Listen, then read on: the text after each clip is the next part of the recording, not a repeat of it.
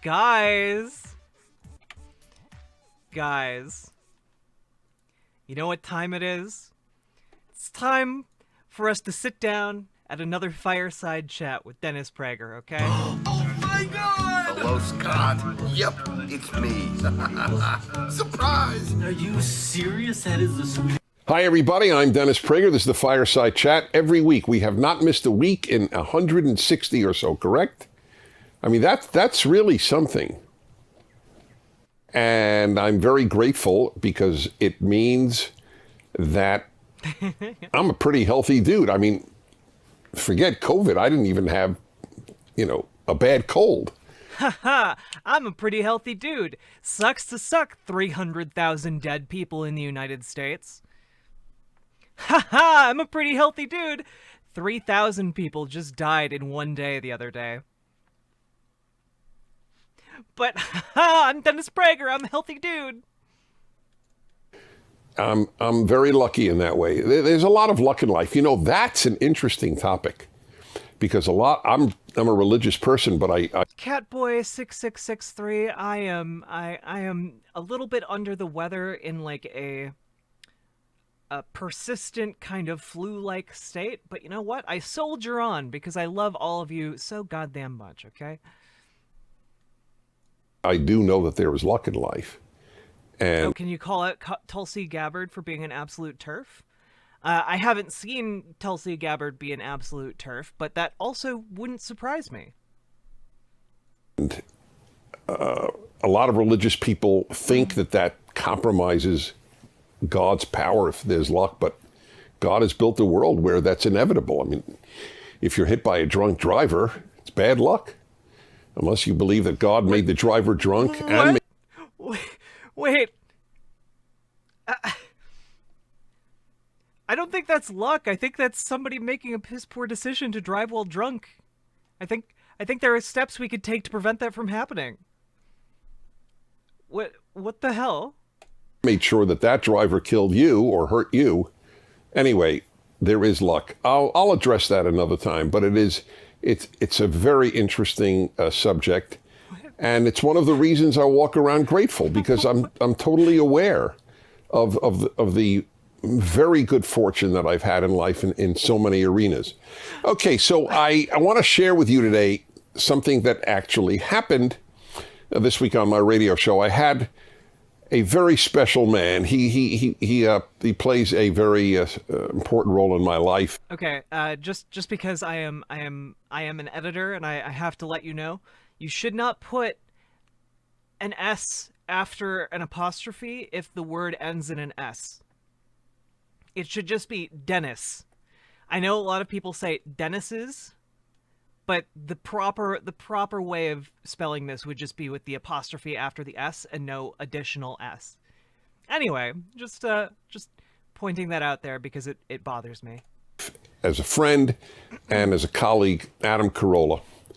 Adam Carolla is an amazing man, a very bright, but there are a lot of bright people, but he's very clear, he's very decent, he's courageous. Who's Adam Carolla? Just gonna look up real quick. Adam Carolla.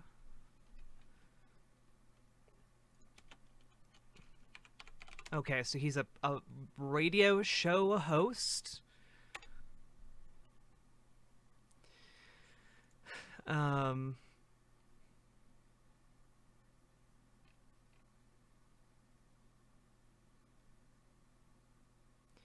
Oh, yeah, well known for saying things like, people who fail excel at avoiding opportunity.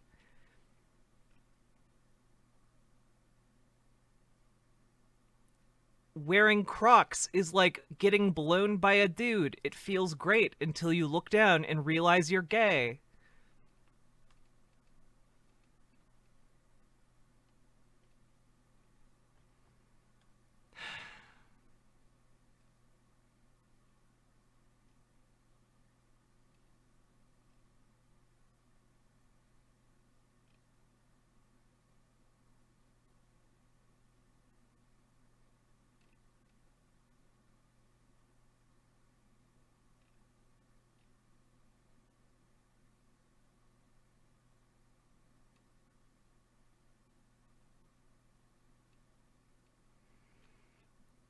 Yeah. All right. Okay.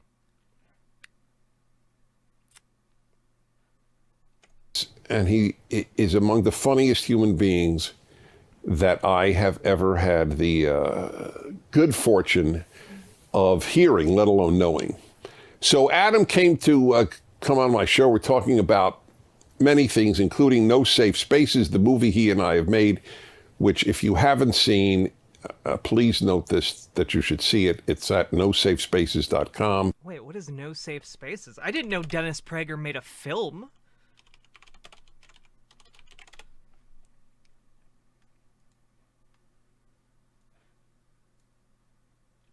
Wait, can I...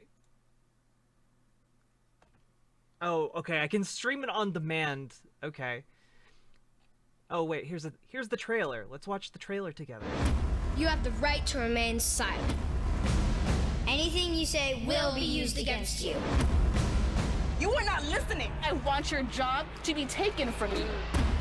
A protest has turned violent in California, Berkeley. Wait, damn. The people wanting their elected official to be held accountable? Damn. Wow. Taken from you. A protest has turned violent in California, Berkeley. This is why we're fighting for the soul of America. You should be able to share ideas without fear of being fired from your job or shouted down. Yeah, you should be able to share ideas like, it's okay to be a neo-Nazi, or the Holocaust didn't happen. You know, you should be able to share those ideas without being worried about getting fired from your job. What the fuck are they talking about? Like, honestly, guys, when I hear this, what I hear is like, yeah, you should be able to call a black person the N-word at your job and face no repercussions. Like, I feel like that's what they're actually advocating for. You are not to be heard. This is one of the few things one could say we have no precedent for in the United States. You have the right to remain silent. The only way we separate the good ideas from the bad ideas is to be... Wait, also, why are they using Miranda rights as like read by children as like a creepy thing or like a weird thing to do? be free to say whatever we want about them. Anything you say will be used against you. There's no free speech for fascists. Your posts on Facebook, Twitter, and social media will be saved to shame you. Kevin Hart has... Wait, but like, wait. Oh my god. Okay, remember Kevin Hart stepping down from getting from hosting the Oscars? Do you remember why? It's because he said he would beat his child if they were gay. Yeah, like, I don't know. If the president of the United States came out and said, yeah, I will shoot an N-word if they're anywhere near me, would it maybe be something to, like, call for their resignation over, you know? I don't know. This is wild. Biden sniffs kids. Yeah, that's probably better, though, than, like, raping children, which, you know, there's some good evidence that Donald Trump did.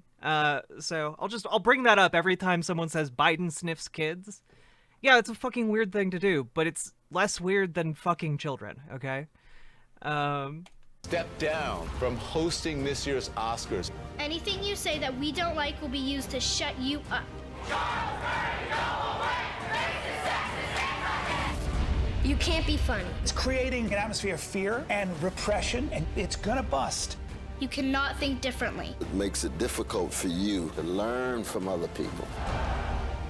Isn't it spooky that we're having this discussion? You can't challenge us. Kids grew up dipped in Purell, playing soccer games where they never kept score. There is no yeah, debate. Hart The type refused of to diversity apologize. that they hate is Yeah. diversity of thought. We reserve the right to be offended by everything. No university should ever create a safe space. You're not going to protect people, and so the best you can do is to make them strong. I love this idea of people who are like, yeah, you shouldn't have safe spaces. You shouldn't have safe spaces. That makes them weak. That makes you weak to have safe spaces. But, like, they're so triggered over this. They're so triggered they had to make an entire fucking movie. Do you see people on the left making a film about like, oh, we need safe spaces, okay? No, it's the Tim Allens of the world. It's the Jordan Petersons of the world who are like crying about how, oh, they have safe spaces. Oh no. Come on now. You're crying over the fact that people are holding you accountable to your shitty opinions. Also, Soak Done Left, thank you very much for hitting that follow button. It bothers me for the young people who are being deprived of anything that could open their minds.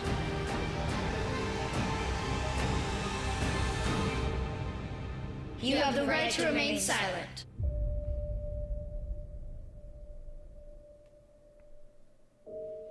I mean, you do have the right to remain silent, though. You do have that right, yeah. And that's a good question, Bad Girl Riley. What ideas are their minds being closed to, right?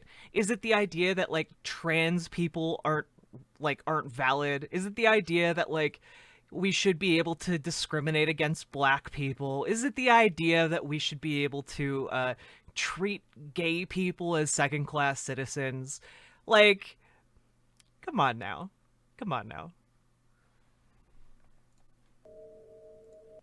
Anyway, this is the movie that he's talking about, No Safe Spaces. And it is a very, very powerful film about freedom and especially free speech. So... Wait, the movie's arguing that you shouldn't exercise your right to free speech to criticize people you don't like. That's literally what the film is about. It's about how it's wrong for these people to go out and yell at people for like being bigots. That's what the film is about. Anyway, we talked a little bit about that. We talked about life and about America today and about neither of us walking around in fear. And he brought his son. And he has twin kids, a boy and a girl. He brought his son, who's 14. And talking to him during the break, I thought, I think I'll have him come on the radio. I'll have him speak. I asked Adam if that's okay with him. He was delighted. And he was remarkably mature and articulate and real. He's just a wonderful boy. And I asked him about school. And what does he look? Dennis Prager needs a safe space away from the women folk. Okay, he needs to be no women allowed on the radio with Dennis Prager unless they're TERFs. Okay, Celador, I don't have enough water. Okay, I don't have enough. I need to drink at least one more of those before I go to bed. Okay. Learn, and he spoke about the constant barrage. These are my words, the constant barrage of propaganda that has... Wait, the Rotten... Oh, I didn't even think about doing that. Rotten Tomatoes, no safe spaces. Oh, please. Let's just go through this, okay? Real quick.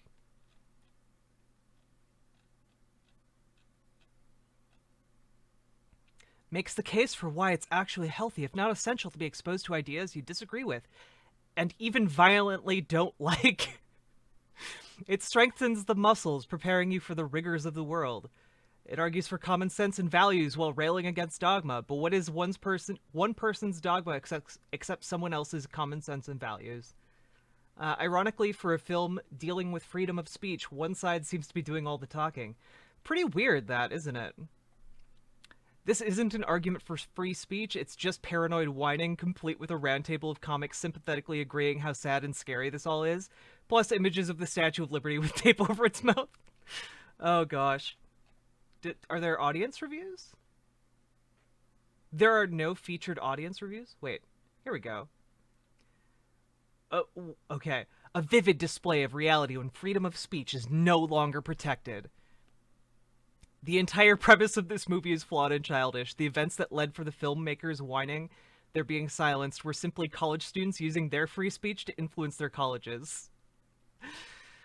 Oh gosh, no one has the right to get paid to give a speech at a college. If no one at a college wants to hear what you have to say, you are not being suppressed. The entire premise that all ideals deserve to be is ridiculous. Wow. A win, a deep look at free speech on college campuses, which have leaked into everyday life. We must not let free speech die. Once again, shows complete bias from America by critics. America, 99% media, 40 people don't like the truth.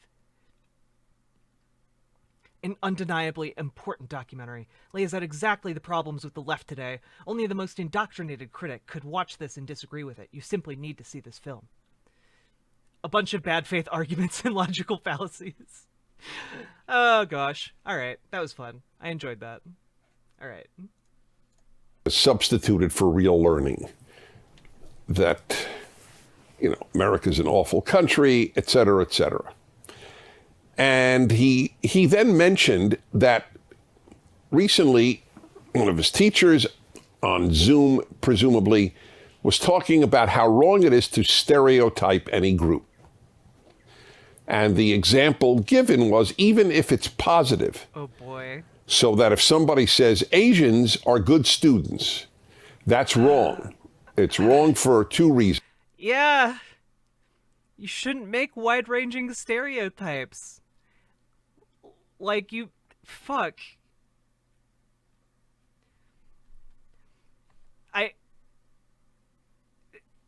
Yeah, you shouldn't be stereotyping racial groups. That's fucking weird. Don't do it. One, it's a stereotype. I'll come to that in a moment. And the other is, the teacher told his class, what if you're an Asian and you're not a good student? You don't feel included. This is one of the false gods of our time, this word inclusivity, which is it's a new idea. No, it's not. No. Society has, like, this fucking goes back to Rome. Like, Roman society was based all around who is Roman and who is not Roman. Like, the idea of, like, there being an in-group and an out-group goes back to fucking, like, prehistoric times. Like, no, yeah, obviously if people are in your society, they want to be included in society. They want to be, like, part of the whole. They don't want to be overlooked. Like, holy shit. I guess Dennis Prager was never, like, that kid in school who was just, like, I don't know, denied access to other activities because of who he was, I don't know. Well, let's keep going. It's both an old idea and a new idea. The old idea was everybody's included as an American. E pluribus unum is one of the three mottos of America. Liberty, e pluribus unum, in God we trust. And obviously we want everybody included as an American who's an American citizen. So in that sense, it's great. But otherwise, it's not inherently a moral value. If I say, okay, guys, if you are part of a group that is systematically kept out of certain areas of society, systematically kept out of, like, certain economic areas because of who you are, does that not present a huge problem for your ability to freely have access to opportunity in a country like America? Yes, it does. This is like saying, well, all black people are good at basketball. All black people are good at football. Does this not, to some degree, pigeonhole a lot of black people, a lot of African American folk, into seeing that as their only path forward, and if they can't do it, well, I guess they're fucked. Like, I don't know. This is a weird argument to make. Obviously, it's good if people can see themselves included at all levels of society, because it lets them know what is and is not possible for them to achieve. Hey, front rear spring, please don't violate Twitch terms of service, okay? We're just gonna delete that comment. There you go. You're welcome to stay here, but please don't violate Twitch terms of service, okay? If you work hard, you are more likely to succeed in life. So I'm clearly... Oh, really? Dennis Prager, why don't single mothers who work 3 different jobs succeed in life very well? Why aren't they succeeding as much as Jeff Bezos? Does Jeff Bezos work harder than a single mother of 3 with 3 different jobs? No? Oh, well then, obviously this isn't a true statement. This is just a platitude that isn't, like, backed up by the actual data on the ground. Not including people who don't work hard. Is that wrong? But I want you to join the group. It's up to you whether you'll be included, not up to me. If you would like to include yourself among the hard workers, well... But, Dennis Prager, that's not what we're talking about. We're talking about inclusivity.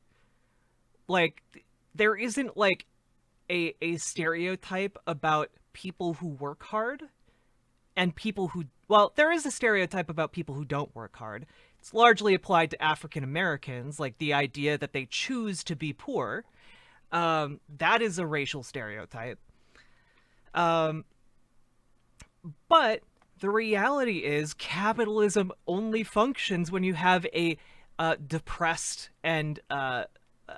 working class that exists under the thumb, under the heel of rich capitalist class. That's literally how the system works. You know, the system of capitalism doesn't work if you have people who are wealthy enough that they want to all have their own capital. Like, that doesn't work. Welcome. But the fact that you're not included in that, of course you're not, because I've given a condition if you work hard. Anyway, so that... But Dennis Prager, you gave a condition, but who determines if you're working hard enough to be in that in-group, right? Like, even in this example that he's giving, who actually is deciding whether or not you're working hard? Is it someone who's also working hard, or is it your boss who doesn't work as hard as you? That was a little absurd, because you can't say Asians are good students because it doesn't include the Asian student who is not a good student. Okay. Well, let's examine why does that stereotype exist in the first place? Largely, the stereotype of Asian students excelling in school is a result of immigration. Immigration tends to self-select for wealth, so immigrants tend to be wealthier than non-immigrants. So, because a lot of Asian people come from immigrant families, they tend to come from more wealth, and we have a lot of evidence that indicates being from a wealthier family means that you're able to, like, succeed more when it comes to tests. This is also what explains why black students tend to lag behind. Because in America, African American students tend to come from much poorer families. So they do less well when it comes to testing. Testing is, to a certain extent, very much related to your family's wealth. This is why there is that dichotomy between like the stereotype of Asians doing well. That's why it's a harmful stereotype, because it largely depends on their family's wealth. By the way, you could have said the same thing with regard to me. Generally speaking, Jews are good students. And I am a Jew, and I was... Do you know, again, do you know why that is, Dennis Prager? It's because, historically speaking, Jewish folk come from wealthier families because of the history of discrimination that they experienced during the Middle Ages that continued up until today. Like, yeah, the stereotypes exist for different reasons, and they come from different places, but a lot of it comes from economic variables. was a crappy student. And I would have been totally okay with it in high school. You're right. Most Jews get good grades. I'm a Jew and I don't get good grades. Have a great day. I mean, I chose not to work hard in high school. I worked, I didn't care about grades. I cared about them in college, as it happens, but I didn't. No, Celador. No, it's not unfair to say all Asian people are like that. We have very good evidence. There's a reason why, like, when you look at, like wealth breakdowns, one of the wealthiest groups of people in the United States are people who immigrate from, like, Nigeria. Largely that's because the people who immigrate from Nigeria are far wealthier than the average US population. And so they're able to get better education here than they are like other people who don't fall into that category. This is why, like, when you do IQ tests on people from Nigeria, they're off the charts. It's because immigration tends to self-select for wealth. Didn't care about them in high school. I was much more interested. Thank you for proving my point. No, you... What? Thank you for proving my point. No, immigration selects for wealth. They aren't harder workers. They're just wealthier people. That doesn't mean they're inherently better than other groups of people. Yeah, it ain't cheap to up and haul your whole family across the globe. Exactly. Read what I said and the comment above it. Sort of. Asian people that move to the US are generally very clever and hardworking. If they weren't, their families wouldn't pay so much. So it's unfair to say all Asian people are like that. But it seems like you're saying that immigration isn't self-selecting for wealth. It seems like you're saying that it self-selects for cleverer and harder working people, and I reject that notion. Rich people aren't inherently cleverer or harder working than non-rich people. Interested in studying Russian on my own, in listening to shortwave broadcasts, radio broadcasts from all over the world, and classical music, and is there an afterlife? You know, the great philosophical questions. I was not interested in spending all my time getting A's. I wanted to spend all my time developing myself. And I thank God that I had that outlook on life. So this notion of, well, you're not... Look at this absolute chunker down here. What a lovely dog. The only redeeming value in these videos. Included. That's not why stereotypes are wrong. Now, the other one is just stereotypes are wrong. But they never explain why. What if the stereotype is true?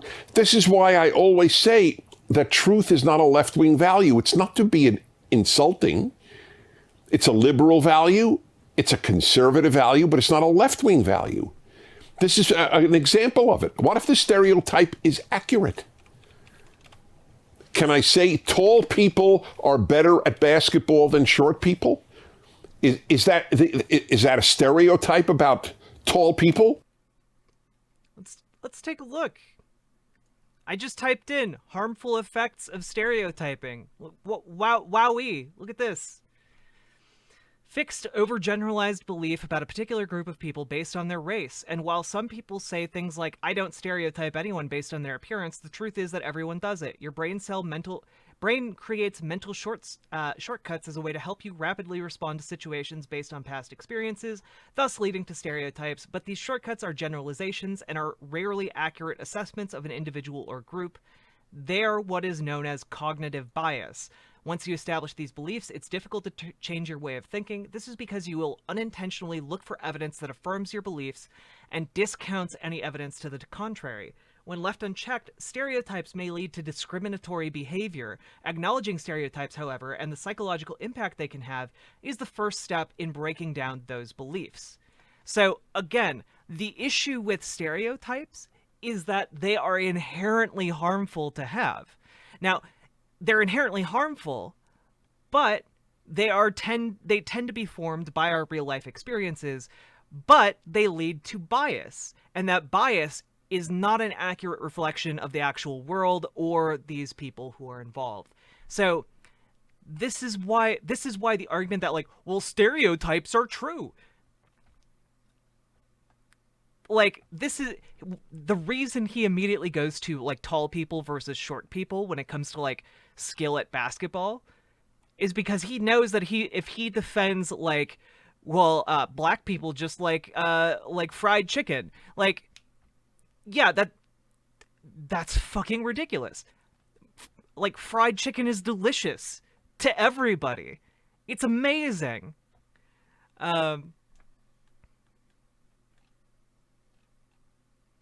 Let's see.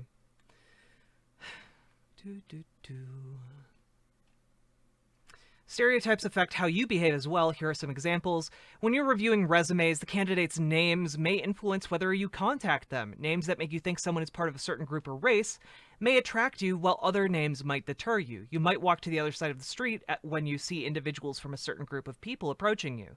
You may choose a seat in class or when using public transportation based on what people look like. These are ways where we intentionally, while acting on racial stereotypes, make our own lives poorer.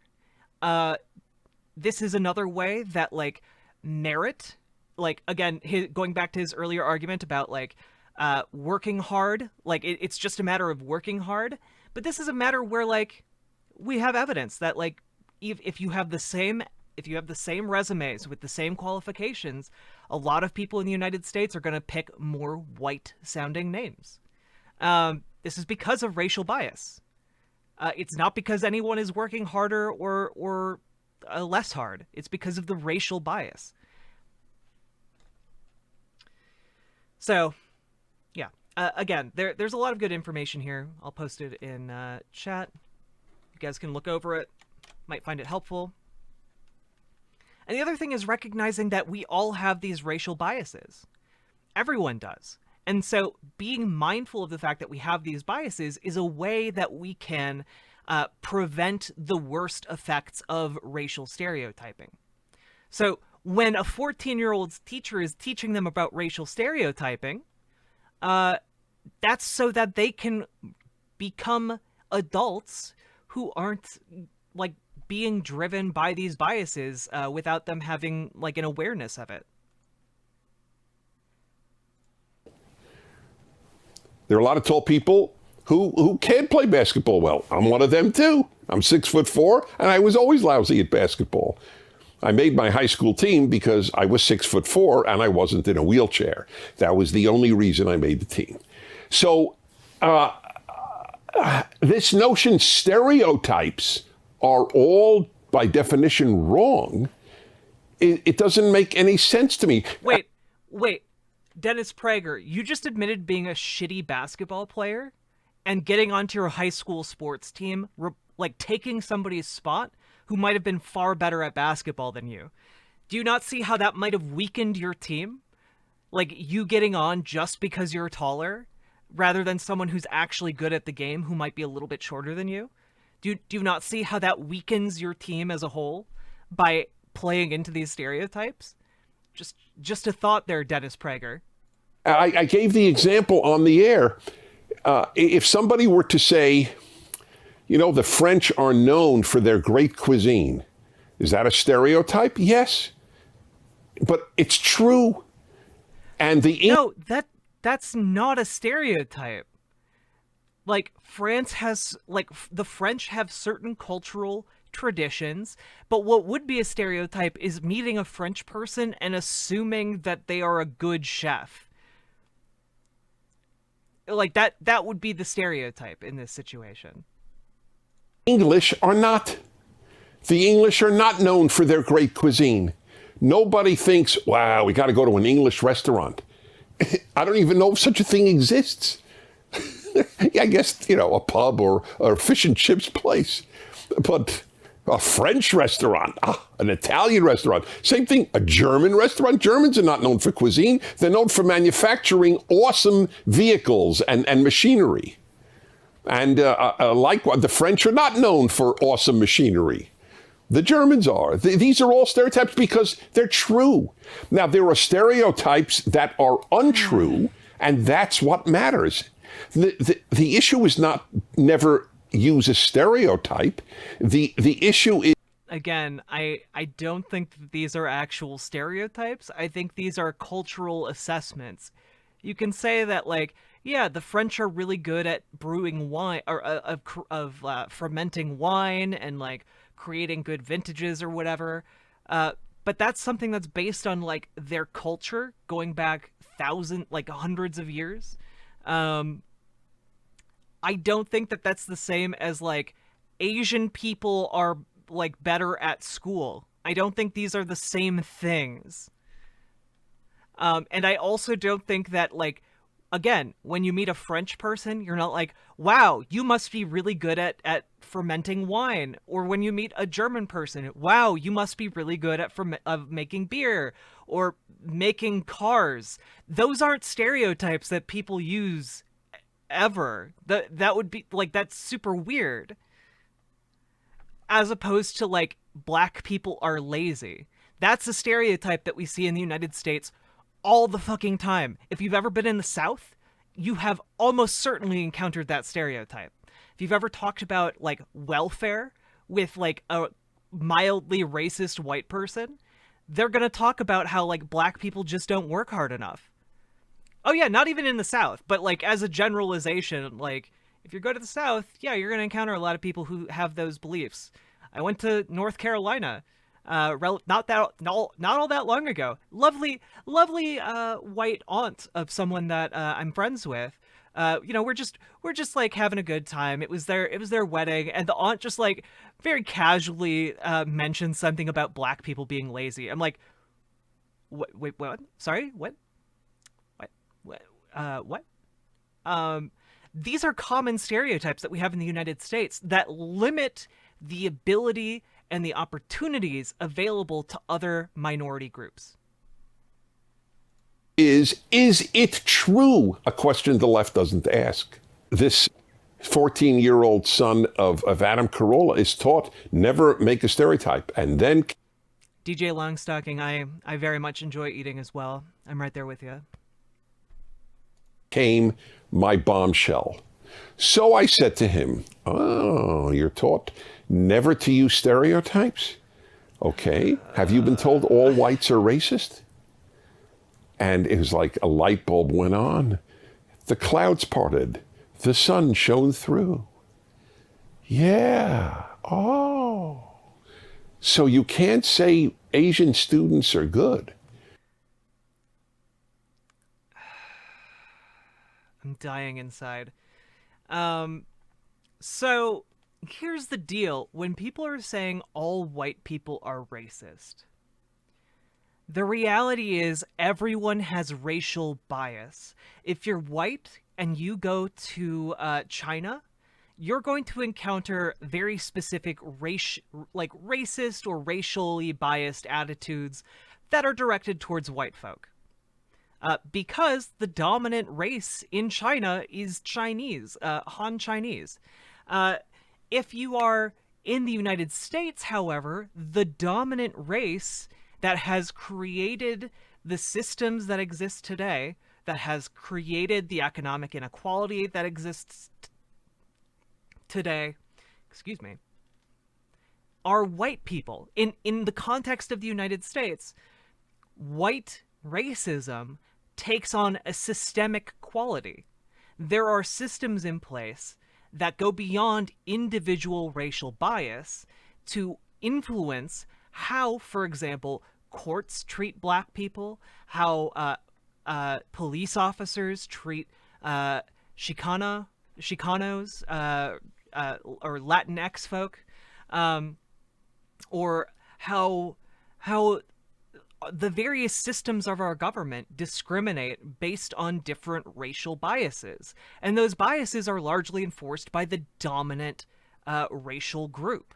This is why when people say all whites are racist, Really, what they're saying is everyone has racial bias, no matter who they are. It's possible for a black person to be racist against a white person. However, the damage is amplified in our society when a white person is racist against a black person because the white person has the systemic, backing that the black person generally doesn't have. Now, I'm sure you can find that there are some like fringe cases where like a black person was able to use systems to discriminate against a white person. But as a generalization, white people are more empowered in the United States to discriminate against black people, Latinx people, Asian people, etc. If you go to a different country, if you go into a different context, that ability changes because, again, different countries have different racial dynamics. Different countries have different systems in place. So there are different ways. So would it be okay to say that America is systematically racist? Yes. Because you can prove this with just economics. Because a lot of people from Dennis Prager's persuasion argue that essentially America's not racist anymore because like our laws have generally been stripped of race-specific language. Like it's no longer illegal for like a black person to use a water fountain or like use a bathroom or sit at a counter.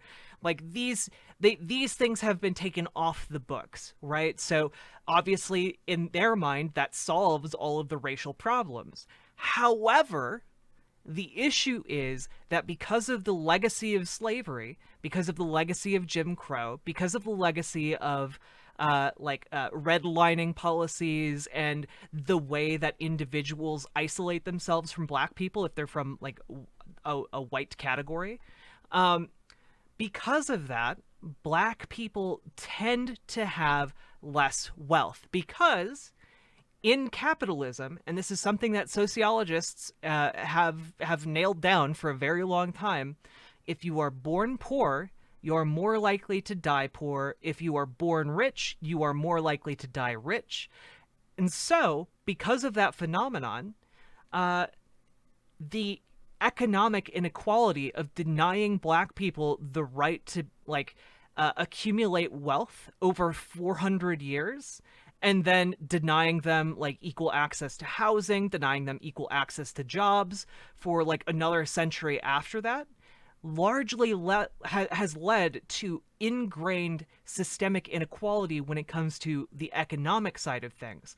So now you can write a law that ostensibly has no like race-specific language, but it can still mean that it predominantly applies to black people because in general in America, black people tend to have less wealth.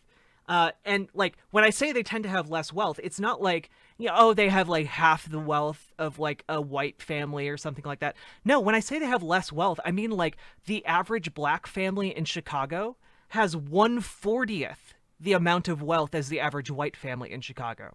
So like the economic discrepancy between these two racial groups is something that has continued on since racism was abolished, since Jim Crow was abolished, since redlining was at least nominally made illegal.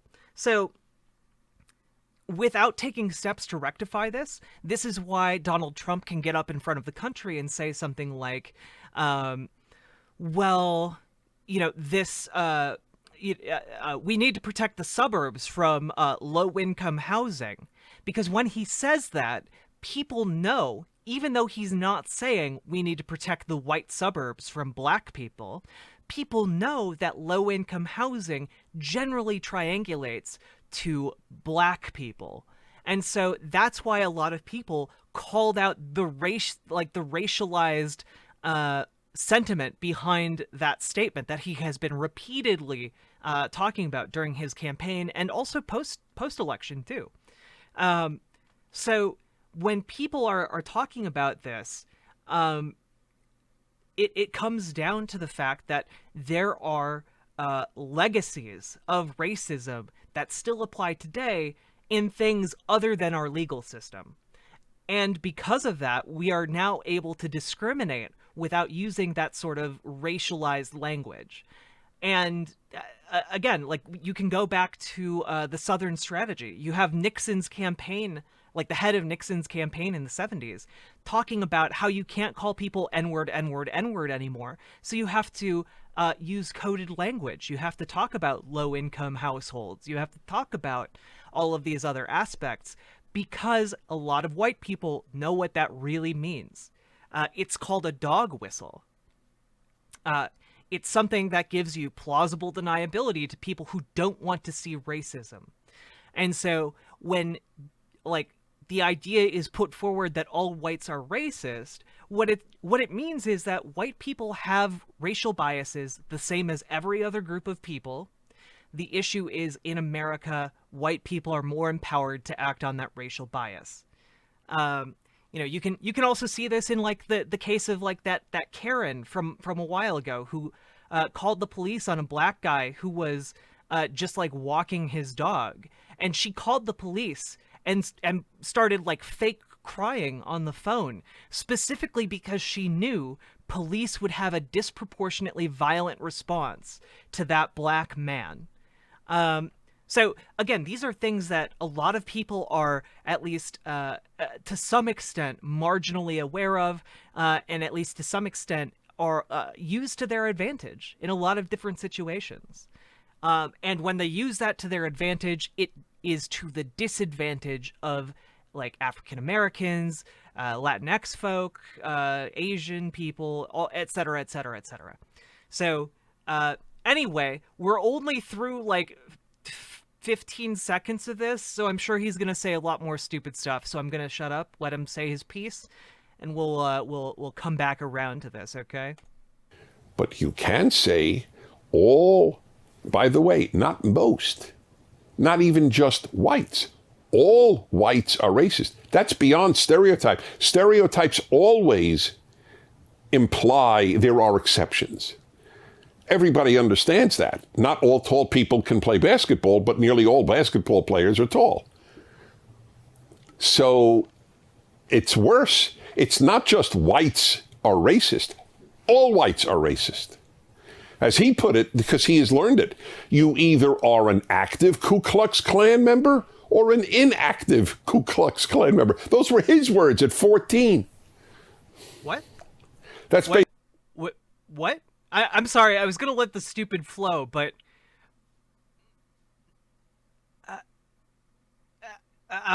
you are either a, like, again, this is what is put forward by, like, anti-racist activists. You are either actively racist or you are complicit with racism, in which case you are actively racist, you just deny that you are.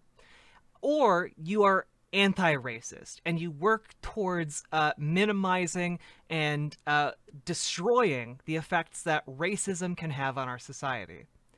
There's no middle ground. Either you are actively racist or you're complicit with racism. So make your choice. Yeah, DJ Longstocking, he's talking about the son of David Carolla that he talked with on his radio program. Basically what it is. That's a lie. That's not just stereotype. That's just a pure lie. Most whites are not racist. Period. It's a gargantuan lie. Most whites aren't racist, period. That's why I just spent like 10 minutes of this video defending racial stereotypes. So the same teacher who says, oh, you should never use a stereotype, in the next sentence will say, all whites are racist.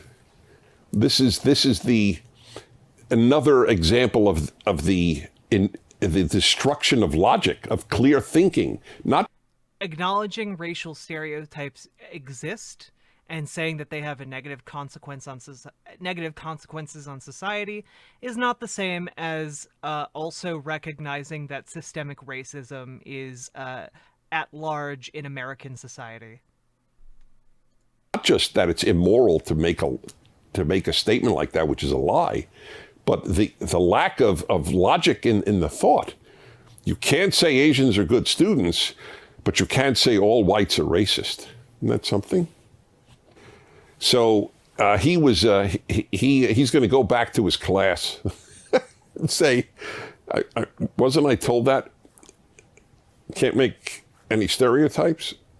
So isn't that, it's worse than a stereotype. It's like a rule.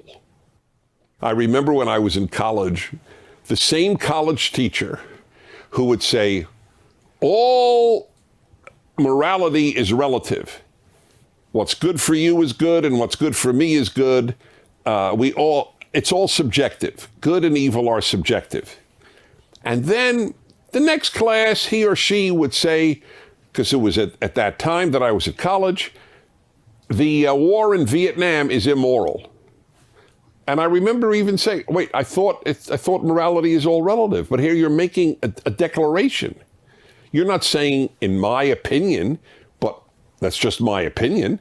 You're declaring the war in Vietnam was immoral. Because there's no.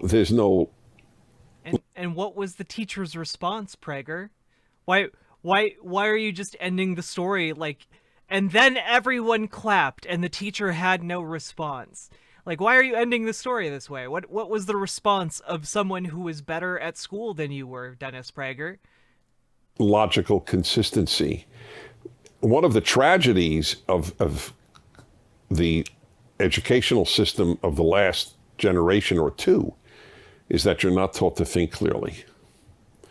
You're taught to feel, not. Yeah, I'm sure Dennis, I didn't do very well in school. Prager got straight A's on his logic courses, okay? To think. So if you feel it, that's all that matters. So that's the stereotype issue. Let's go to your questions, and we begin with the video question. Hi Dennis, my name is Amir Odom. I'm 25 years old and I live right outside Washington, D.C. My question for you is, if you can go back in time and give advice to your 25-year-old self, what would you tell him? Let me know. I'll let you know. Thank you, Amir. All right, let's get ready for the next one. So, it's a very interesting question. What would I tell now to my 25-year-old self? I'm a little hesitant because what I'm about to say can sound self-aggrandizing, but I rather tell you the truth and live with the consequences of what it sounds like than not tell you the truth. He's about to say, fuck bitches, get money. I can tell. I can tell. I was blessed at a very early age with a pursuit of wisdom. As early as high school, I wanted to know what was right. I knew I didn't. So I learned a great deal from wise people, both living and dead. That's why when my generation came up with one of its many... Honestly, that explains a lot. It is... Where, Jimmy? Explains a lot, though. He's a necromancer. He's learned from the living and the dead. I get it now. Idiocies. Never trust anyone over 30. And I remember thinking, whoa, boy, I'm reading thinkers from 2,000 and 3,000 years ago. They're over 30. I think they're great. Moses, and just go forward. And, the great ancient Greek and Roman thinkers. And of course, Jesus in the lives of so many Christians.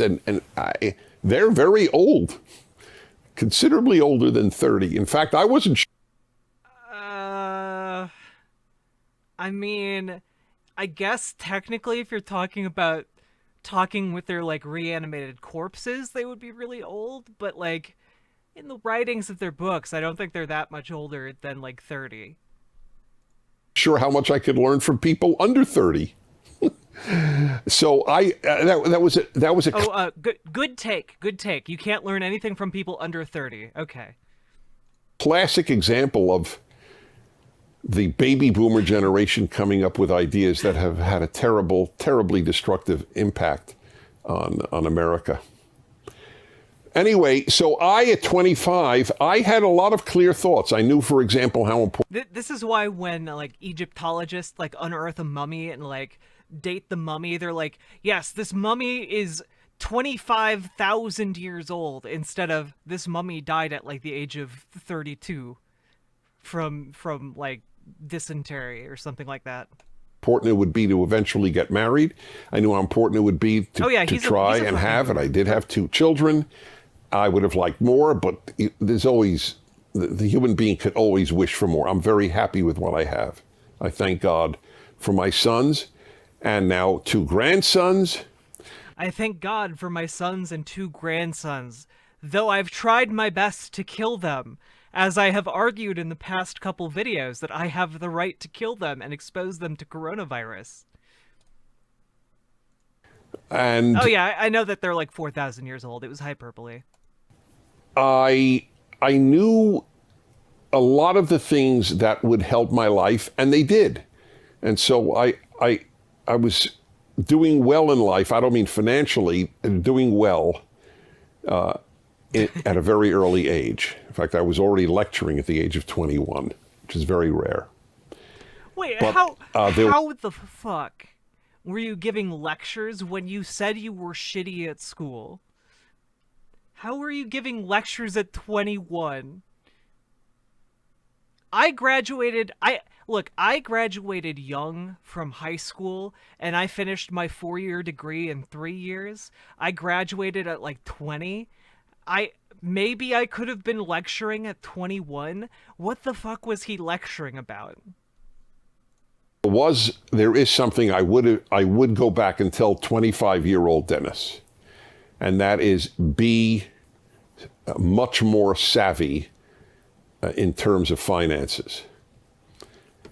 And I wasn't. Exactly. I paid no attention to investing, to saving as I should have.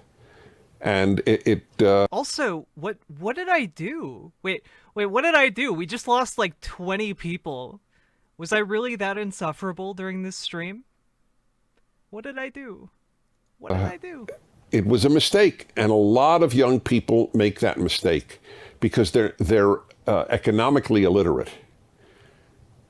Economic illiteracy is actually an issue. If you look it up on the internet, you'll see it's sort of a crisis because you're not taught what could better your life. You're taught to basically loathe America. I mean, that's what you sort of get your high school degree in now, and your college degree, and your graduate degree. So that's what I would tell 25-year-old Dennis: be financially literate, economically literate. It'll be better over the course of a lifetime. Okay. Here we go. Finley, 14 years old, Brisbane, Australia. Hi, Dennis. Big fan from Australia. Thank you.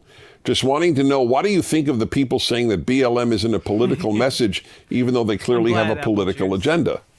I don't know. Who says that they don't have a political message? Their message certainly isn't what BLM stands for, Black Lives Matter. Okay? The Black Lives Matter, if the black life is ended by a white policeman, those are the only black lives that seem to matter. The far greater number of blacks killed in the inner city, usually by other blacks, they don't matter. So even yeah.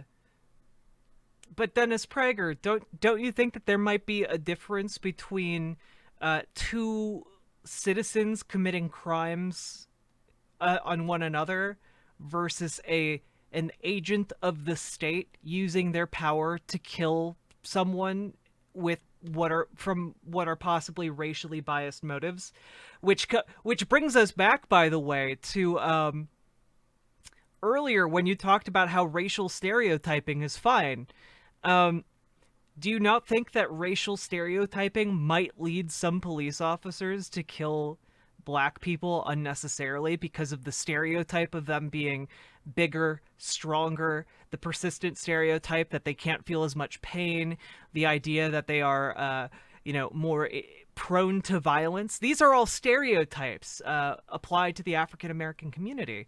Do you not think that maybe those stereotypes might have harmful effects on black people who are killed by police? Do you not think that maybe those biases play into how white police officers perceive black suspects? Do you not think it's a bigger problem when people who are sworn agents of the state, who are supposed to be protecting and serving the public, kill innocent people just because they might be black? Just because they are black? Like, I don't know. I think that's a fairly large problem, in my opinion. It shows a fairly large issue in the way that we handle the criminal justice system. It shows a fairly large problem when we are disproportionately incarcerating black folk in the inner city who may or may not have committed crimes, and we are coercing them using our cash bail system because they're disproportionately poor into signing confessions for crimes that they didn't actually commit, so that we can fuel the for-profit prison industry. I think that these are some relatively large problems. Indeed, I think these are huge problems. And part of this issue is further exacerbated by the idea that, like, black lives only matter when police kill them. No, friend. This is why police reform is a big issue. This is why the black community talks about reparations. This is why we have politicians arguing for equity. Just a couple weeks ago on this very program, Dennis Prager made fun of Kamala Harris for talking about equity, called her a communist, because some people might need more help financially in order to achieve. And that's true. And that would reduce crime. We know that would reduce crime because crime is something that largely arises as a result of poverty. And guess who's disproportionately in poverty in the United States of America? It's African American people. So, yeah. Even the name isn't true. But this has been true of the left, but people are ignorant of the left. I'm not. I've studied it all of my life, and the left uses groups to gain power and to destroy the things in the Western world that they wish to destroy, which is almost everything. Communists said that they loved workers. Workers of the world unite. You have nothing to lose but your chains. We are the Workers' Party. And as soon as communists came into power, they suppressed every workers' union, killed union leaders, and made workers into slaves. Everyone in the Soviet Union was basically a slave of the state. Damn, that really doesn't sound like communism, though, does it? Because, or it doesn't really sound like socialism either, does it? Since the workers weren't controlling the means of production, Dennis Prager. Wowee, thank you for proving our point. I agree with you. Yeah, those were pretty shitty things that we did, that they did. Except for the Communist Party leaders who lived great lives with, homes called dachas around the country in nice spots, and they lived a great life, which is exactly what happens under every communist regime. So every group, every left-wing group uses the group that it talks in the name of in order to gain power.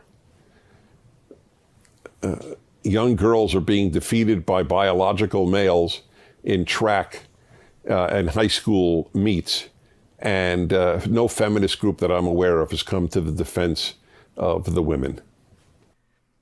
Yeah, why haven't feminist groups been defending the women from other women?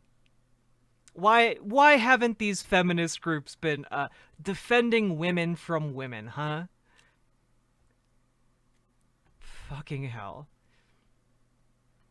Dennis Prager doesn't think trans women are women, by the way. If you couldn't tell. they talk in the name of women, but okay. Nathan, 20, New Orleans, Louisiana. Dear Mr. Prager, I have a question about a serious problem in the United States. About 7 million working-age American men ages 25 to 54 are not in the labor force. I'm taking your word for it, Nathan. I don't know the number, but I assume that it's a fairly large number. These men do not have jobs and are not looking for work. Why does this issue receive little attention? And do you have any solutions for this problem? May God... Okay, so Dennis Prager not actually doing the homework. Let's take a look really quick. 7 million men, 25 to 54.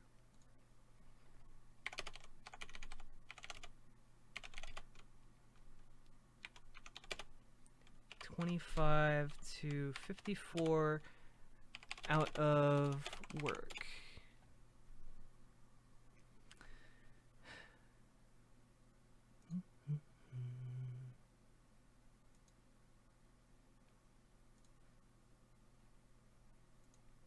Oh, here we go. Let's take a look at the Brookings Institute here. This is from 2016, so the numbers are probably not accurate anymore, but let's give it the benefit of the doubt, I guess. Neither are working nor looking for work. That amounts to 12% of all men. Let's see. No, and doesn't count another 2 million who are looking for work but haven't found it. Problem that predates the Great Recession. Who are these men? Disproportionately low-income men who either dropped out of high school or didn't go beyond a high school diploma. They're not spending any more time on childcare, not spending any more time on chores. They're spending a lot more time watching TV than men who are in the workforce. What? Okay. Why are there so many of them, even though the economy has bounced back? Surely some of these guys don't want to work or are getting by on their wives' income. Aren't in the workforce, have a working wife. This is a fraction that has been decreasing for 50 years. Turns out not having a job or looking for one isn't a great way to find a wife. Some of these men are getting by on government benefits, but the increase in men on disability isn't nearly large enough to account for the growth of men not looking for work. Argues that one big reason these men aren't working or looking for work is because they've realized employers aren't interested in hiring workers with few skills or little education, so they've given up.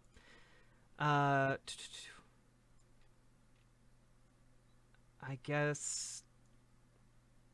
Okay, this isn't super helpful. Let's take a look at this Atlantic article. Maybe this goes into more depth. Rot in the U.S. economy, doubled since the 1970s.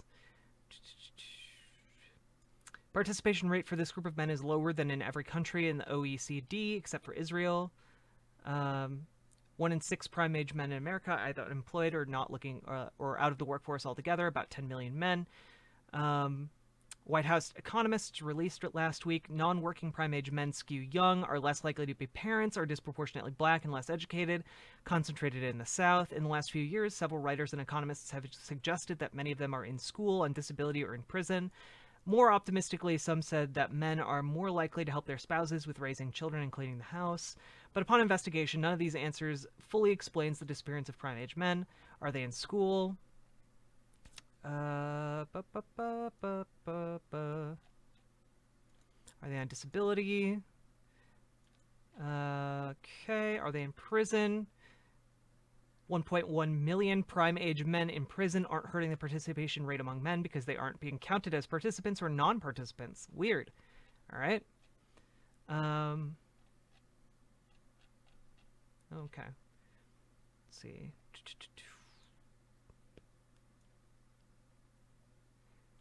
Oh, is that about 9 million prime-age men have been incarcerated? These men are substantially more likely to experience joblessness after they are released from prison. And in many states, they are legally barred from a significant number of jobs. Okay. All right, but even if one makes the most aggressive assumptions about the cost of incarceration and unemployment, American prison and ex-prison population only explains a fraction of the disappearing male workforce. It is conceivable that by degrees, each of these variables is eating away at prime-age male participation rates. Okay. But behind all of these trends, there's a larger story. The decline of sectors dominated by male workers in 1954, the high watermark for male participation. The manufacturing and construction sectors accounted for nearly 40% of all jobs. Now, after the long decline of manufacturing and the end of housing bubble, they count for just 13%. These are jobs that men without a college degree can count on. They're much rarer than they used to be. The White House report notes that when the share of state employment attributable to construction, mining, and to a lesser extent manufacturing are higher, more prime-age men participate in the labor force. In other words, men are more likely to work in areas where the state directly subsidizes employment in male-heavy occupations. Okay. All right. Taking a job as a health technician has a connotation as a feminized job.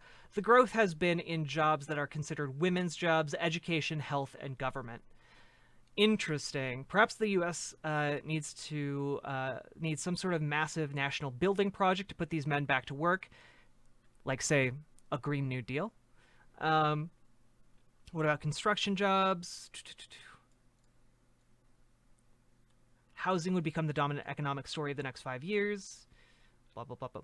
Okay, so basically, this statistic is largely something that seems to be a result of, I guess, like, a complete turnaround of our economy. Like, the death of manufacturing in this country pulled a lot of jobs out of the United States and put them in places like Mexico, the Philippines, China, etc. And with those jobs going overseas, there weren't new jobs to replace them. We didn't have these large-scale construction jobs that we used to. You know, we used to build entire cities in the United States. We used to build entire housing neighborhoods. We used to have manufacturing jobs up the wazoo. But it became cheaper to manufacture all of those things in other countries, and so the capitalist incentive moved elsewhere out of the United States. On top of that, there is a problem when it comes to incarceration. So you have almost 10 million people who have been in the prison system who are now barred from finding different jobs, barred from being able to get into certain sectors of the economy. A lot of these people are uneducated or relatively uneducated, and that's a huge problem because those jobs, the jobs that they have access to, are also the jobs that have been consistently shrinking for the past 70 years. So this is not an attack on masculinity. This is capitalism acting as capitalism does. It's moving jobs overseas. And part of the problem with that is that disproportionately, those jobs tended to be viewed as masculine. And now the jobs that are growing in the United States are disproportionately viewed as feminine. And so, like, a lot of men don't want to become male nurses. They don't want to become nurses because there is the connotation that nurses are supposed to be women. A lot of people don't want to become sales associates because there's the assumption that, like, that is somehow less masculine than becoming a welder. You know, there's all of these different issues, right?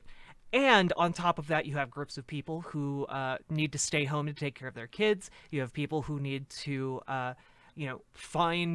find work, but they can't because of their previous incarceration record. You have people who are, like, have given up because they've been looking for jobs for years and haven't found anything. These are definite problems, especially given that we're now in the middle of a gigantic pandemic. So, like, I've been looking for a job for over a year, like, and I've just stumbled into live streaming, and hopefully that turns into something, but, like, I have no idea. I have no idea what I'm gonna do, but I'm gonna stay here. I'm gonna fight for you guys, gonna fight for myself, gonna fight for my fellow countrymen, and workers of the world unite, indeed. So anyway, let's see what Dennis Prager has to say about this. I'm sure it's something along the lines of like, oh, they're not, like, people just don't work hard enough. They choose to be lazy and live on government benefits because that's easier. You know, good if you're working, you're better than these people, etc., etc. So let's see what happens here. Are not in the labor force. I'm taking your word for it, Nathan. I don't know the number, but I assume that it's a fairly large number. These men do not have jobs and are not looking for work. Why does this issue receive little attention? And do you have any solutions for this problem? May God bless you and everyone at PragerU. Thank you. Yes. The crisis of the American male, not just the American male, Japanese male. Oh, wait. He also might go in the direction of men are less masculine now. They're becoming too feminized, and so that's what the underlying problem is. Okay, let's see. This is a crisis in the West with males. He did say Japanese. There's been an ongoing attack on masculinity, so much so that there's a term, toxic masculinity, which is not it's not an attack on masculinity. All toxic masculinity means is that there are some aspects of masculinity that hurt men, like repressing your emotions unnecessarily, like the pervasive idea that men can't be raped. These are ideas that derive from masculinity as we understand it right now that are toxic and in fact hurt a lot of men. So if we were able to kind of move past those ideas, specifically those negative traits, then masculinity would be fine. That the only thing toxic masculinity refers to is aspects of masculinity that hurt men and hurt women. So, yeah. Notice there's no toxic femininity. Have you noticed that? Only men being masculine. It's largely because when women are toxic, it's because they're playing into aspects of toxic masculinity.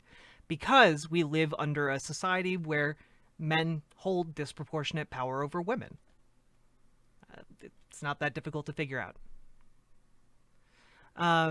Hey guys, just a question. Why are you guys always speak of white or black? Why do you care if race does not matter? Well, race doesn't matter on a fundamental biological basis. The reason race matters is because we have created constructs around race where we have, as a society, created these inequalities that are based on race. So, for example, for 400 years, the transatlantic slave trade denied people personhood and turned them into property based on their race. And that is something that has created lasting effects that matter to this day. Biologically, black people are basically the same as white people. And so there is no difference on that level. The reason we continue to talk about race is because the inequalities of the past persist into the present day.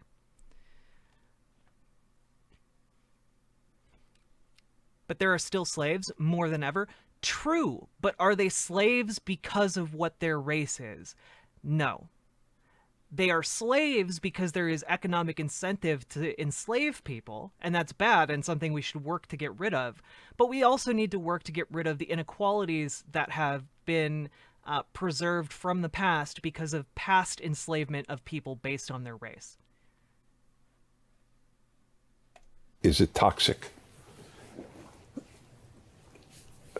Strong men are the most important model that boys can have. And they don't have them nearly as much as I had them when I was a boy. In the movies and in real life. Strong men, masculine men, men prepared to fight to protect their home, their family, and their country, as one example. Yeah, there are no movies about strong men anymore. Takes a look at the Marvel Cinematic Universe, which is almost entirely made up of men who blow things up with their minds or like beat people up with their fists until they save the world. We don't have any strong male role models anymore. We just have, Chris Evans as Captain America with like biceps the size of your fucking face. Okay, sure. When I was a kid, we would play with soldiers, toy soldiers, very common thing to play with. Not now. The woke don't want their boys playing with soldiers. Maybe the girls should play with soldiers. Well, a lot of the woke don't want their children playing with soldiers because they don't want their kids to grow up and go into the military. They don't want to, like, glorify violence. Just a question, do you hate men? No, I love men. Men are fantastic. I want men to be as healthy and as masculine as they want to be. I want men to be able to be as healthy and feminine as they might want to be. I want men to be able to be who they are and to love themselves, okay? I want them to live their best life. Yeah, I love men. Men are fantastic. What I don't like is when men do things that hurt other people. I don't like that when women do that either. Some of my best friends are men. This is true. I was best woman at one of my friends' weddings.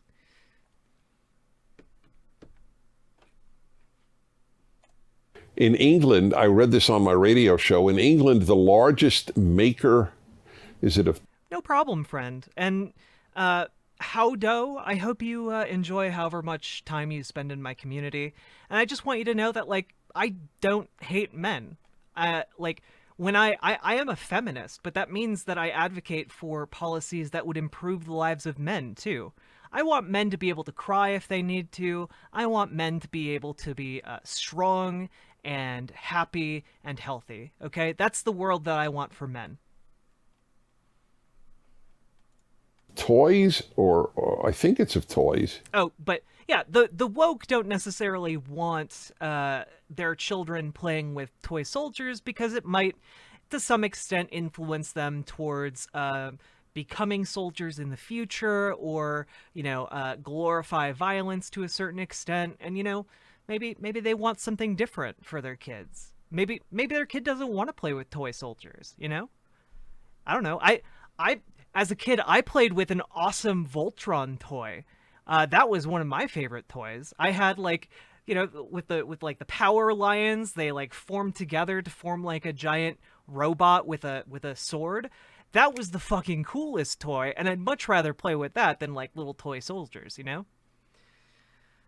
I want the same, but I'm called a Nazi. Well, you're not. I don't know what your political beliefs are, but I hope you're not a Nazi. Even if you are, you're welcome to be here as long as you're respectful, Because hopefully, my goal is to be able to reach people, de-radicalize them, treat people with kindness, and, slowly convince people that I'm right.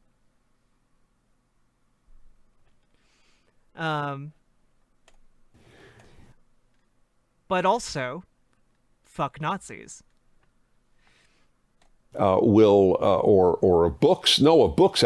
Textbooks.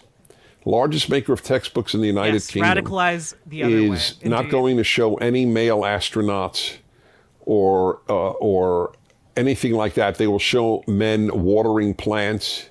Wait, since when do they not show male astronauts? What? Are you fucking kidding me?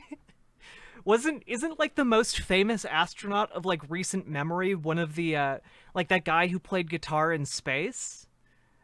He like played the David Bowie cover. I would play it right now, but like, yeah, there's like, no, don't fuck not. Okay, not in that way, Lynn or Lijin. Wait, how am I supposed to say like pronounce your first name? I feel like I keep getting it wrong. I prefer shutting and not fun kinds of things. True. I'm serious. This is the image. Women will be astronauts. Women will be... Did I see the Red Pill movie? And if so, what did you think of it? No, that's my part of my issue with men's rights movements and like red pill stuff is that a lot of MRAs say that they want to improve the lives of men, but I don't think they actually work towards that end. Instead, I often see them just being very reactionary against certain positions, and I would much rather like actually improve the lives of men, you know? Like I've dealt with a lot of like male suicide in my life, and like I want to adopt policies that actually help men who are going through tough times and like get them the help they need, you know? And I don't think that MRAs tend to actually advocate for those positions, and instead tend to use like their communities to attack women, which I don't think that's very helpful either.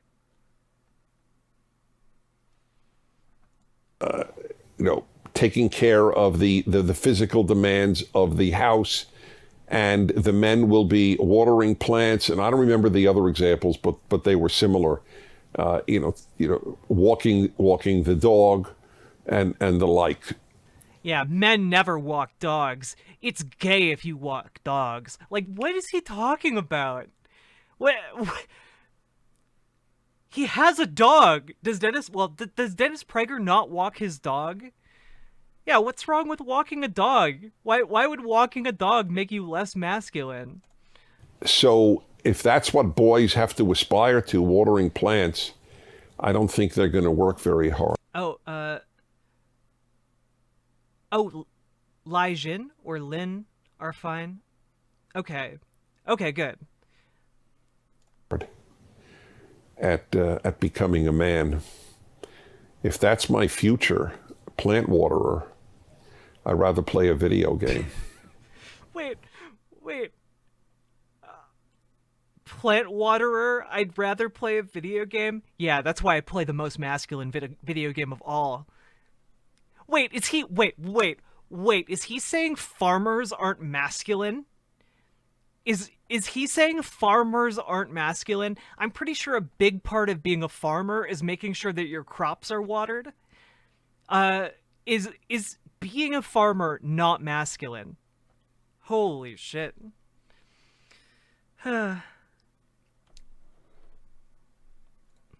Wait, what is Red Pill about? All right. Maybe I'm confusing it with a different movie. Film. The Red Pill. Men's rights movement.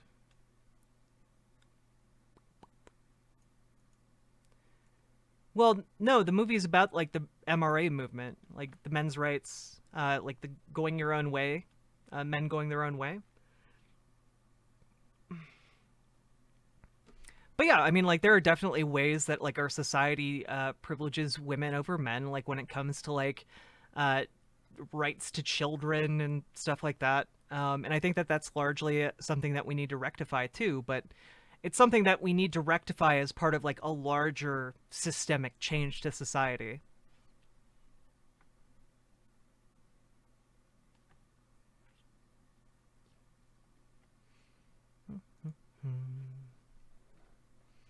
Don't know what you watching?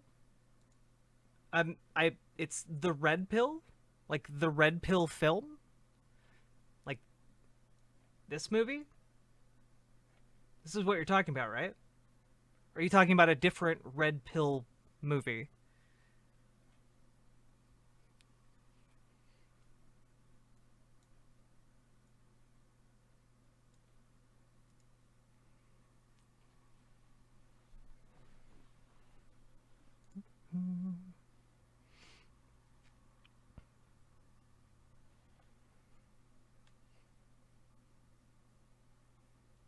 Oh, we're not talking about The Matrix, no.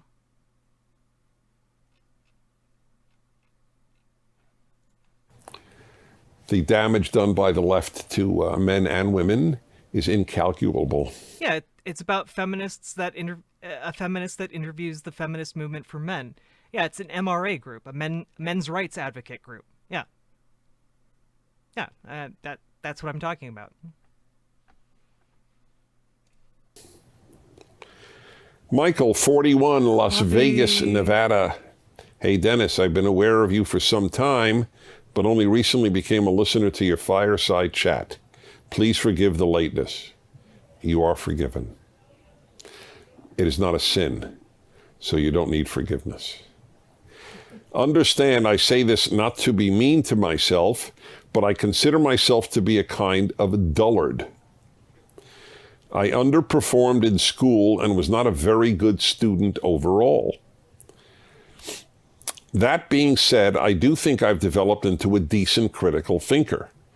My question is about the current structure of our political system, and if some things maybe have become archaic, like the idea that there be maximum term for elected officials.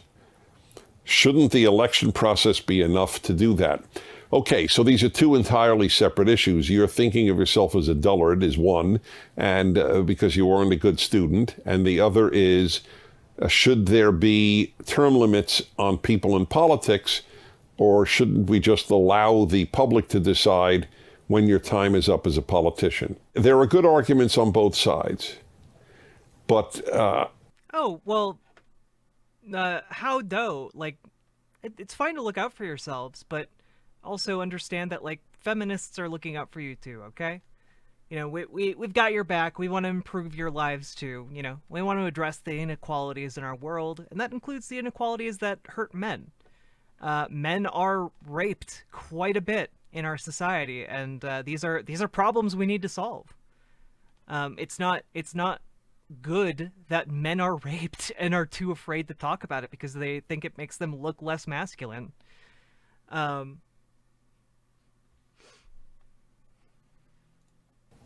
could speak only for America. The dream was that there would be no career politician. People would enter politics for a certain period of time after having... Also, yeah, like that's what I was trying to get across, like, Bad Riley.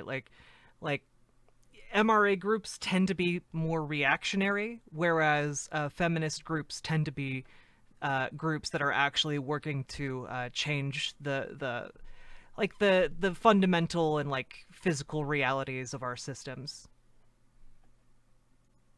Been a success in... But I hope that if you are an MRA, or if you're watching and you're an incel, I hope that you recognize that this community that I have here is here for you, okay?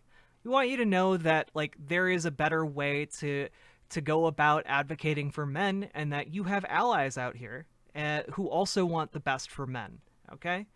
I want the best for men, I want the best for women, I want the best for non-binary folk.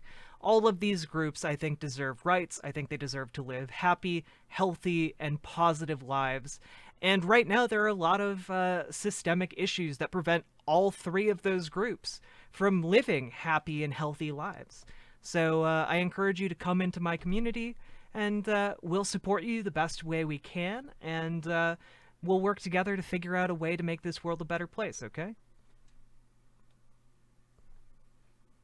In life, having built a business, or having been a successful lawyer or teacher, or for that matter, raised a good family, which is the best thing on earth you can do.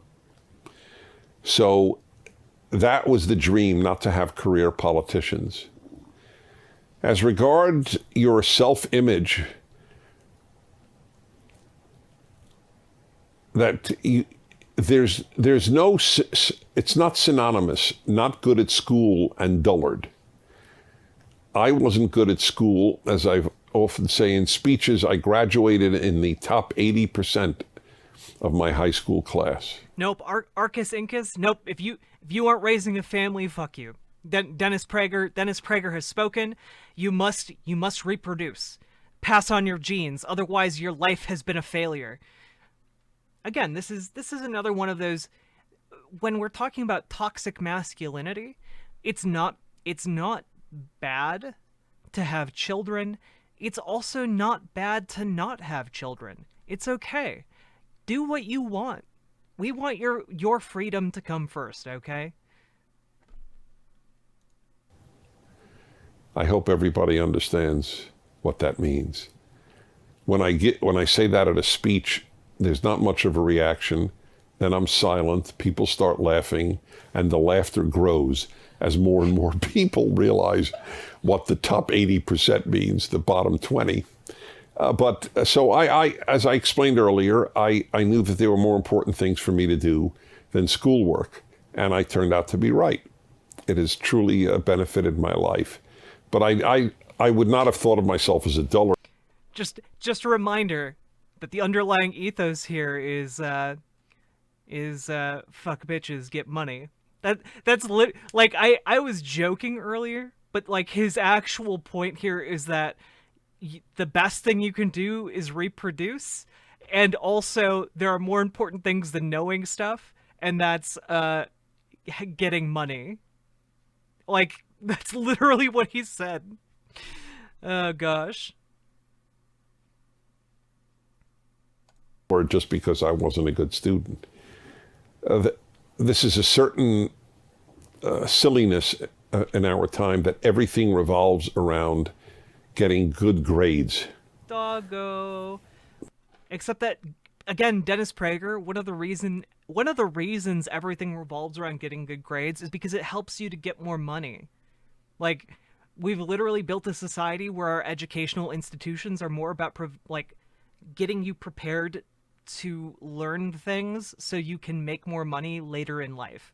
It's literally what college is all about. Why? Character is infinitely more important than good grades. Infinitely. How's our time? 26. Good. Michael, 22, Hamburg, Germany. Been to Hamburg many times. Dear Mr. Prager, I hope you are healthy and doing fine. I am, thank you. Vielen Dank. Today I have a difficult question for you. I met a girl a few months ago, and so far things are going well between us. And how old are you? 22. Good. The other day we joked about having kids.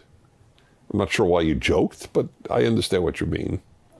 Since she is Jewish, she would of course raise the children Jewish. Since I am Catholic, I would rather raise them Catholic. What would you do? Kind regards. It's an insoluble dilemma. Wait. Since I am Catholic, I would rather raise... Today we joked about having kids. I'm not sure why you joked, but I understand what you mean. Since she is Jewish, she would of course raise the children Jewish. Since I am Catholic, I would rather raise them Catholic. What would you do? Kind regards. It's an insoluble dilemma. It's a very painful arena of life where a wonderful member of one faith falls in love with a wonderful member of another faith. Very often, it's not like that, though. Very often, you will have, let's say in this case, let's say you would have a Jew and a Catholic, let's just say. That's so very often... No, but that's literally the question that you're answering. Anyway. The Jew may not care about raising the kids Jewish, and the Catholic might. So you have a sort of solution there. Very often, the Catholic doesn't care and said, oh, you know, that's if it really matters to him or her, raise the kids as Jews, I don't care. So you don't have that situation where one doesn't care. Yours is actually somewhat more rare situation where both do care. Often neither care or one doesn't care. But in your case, both do care. So it's a very difficult question. And I wish I have a lot of answers, but I can't answer the unanswerable. Look, the ideal is obviously, if you're a committed Catholic, to find another committed Catholic. Because even if you didn't have kids, you would want to share something that important to you. Remember, I'm talking about people for whom the religion is important. So a committed Catholic would like to share Catholicism with their spouse. Committed Jew would like to share Judaism with their spouse. On the other hand, I fully understand, and I've seen it, you know, where love, there's nothing as powerful as love. I mean, especially the when you fall in love, it takes over you chemically. It is, I used to think I don't know This is Dennis Prager. how you'll react to this, but I used to think that hate was stronger than love. I'm not speaking about me. I've never, ever had a hatred that competed with love for power in my life. But in the human species, the power of hate is very, very deep. And I love a lot of people who are like, hatred is stronger than love because other people are just so full of hate. Like, wait, what? How did you come to that conclusion, though? It seemed to me that it could well be more powerful than love. But in fact, I think nothing quite rivals love for the power of taking you over. There are exceptions to all generalizations, but I think that is true. So I totally get it why the two of you would find this a difficult issue indeed. So let me know what happens. And now? 30. 30 on the dot. I have... Wait, so his solution was either don't break up with your girlfriend of a different religion, or just say fuck it and have children and see what happens. I wonder if this is an indication of why he's had 3 different divorces. Wonderful questions here. But it is better to leave you wanting more than not. Or as I often say in speeches, I've always believed that it's better for the lecturer to leave before the audience does. Is that fair? All right, everybody. I'm Dennis Prager, and this is Otto, who's been... How have you been? Has he been out the whole time? That little sausage. He adjusted once. He adjusted his body once. Yeah. He is, he's a lovable animal. There's no lovable dog. There's no way around it. Okay, thanks for being with me. I'm Dennis Prager, and I will see you next week. Right. Subscribe to Dash Pass and get $0 delivery fees on restaurants, convenience, and grocery. Thank you for watching. I feel like Gringo Nut. I feel like that guy in that cyberpunk thread was like I feel like I got like a really good answer to that. Like I feel like I gave a pretty good answer. Like, yeah, you could have written anything and you chose to play into a negative stereotype about trans people. Why this asshole have a cute dog? Everyone had, balance and everything.